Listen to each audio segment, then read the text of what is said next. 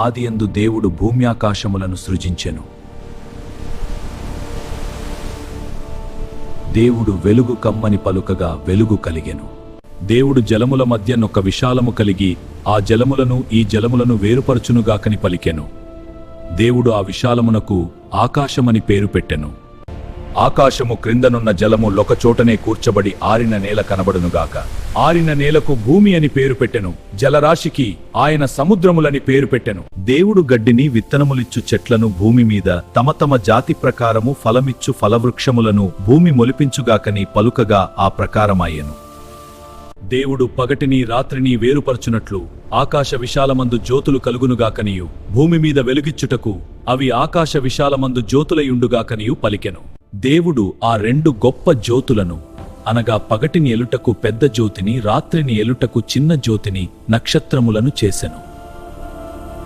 దేవుడు జీవము కలిగి చలించు వాటిని, జలములు సమృద్ధిగా పుట్టించునుగాకనియు పక్షులు భూమిపైని ఆకాశ విశాలములో ఎగురునుగాకనియు పలికెను. దేవుడు వాటి జాతి ప్రకారము జీవము గల వాటిని, పశువులను, పురుగులను, అడజంతువులను భూమి పుట్టించుగాకని పలికెను.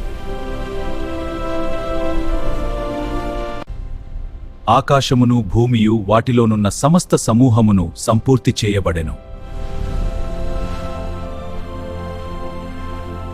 దేవుడు తాను చేసిన పని 7వ దినములోగా సంపూర్తి చేసి తాను చేసిన తన పని ఎంతటి నుండి 7వ దినమున విశ్రమించెను. దేవుడు తన స్వరూపమందు నరుని సృజించెను. వాని నాసికా రంధ్రములలో జీవవాయువును ఊదగా నరుడు జీవాత్మ అయ్యెను. దేవుడైన యెహోవా తూర్పున ఏదెనులో ఒక తోట వేసి తాను నిర్మించిన నరుని దానిలో ఉంచెను. యెహోవా చూపునకు రమ్యమైనదియు ఆహారమునకు మంచిదియునైన ప్రతి వృక్షమును, జీవవృక్షమును, మంచి చెడ్డల తెలివినిచ్చు వృక్షమును నేల నుండి మొలిపించెను.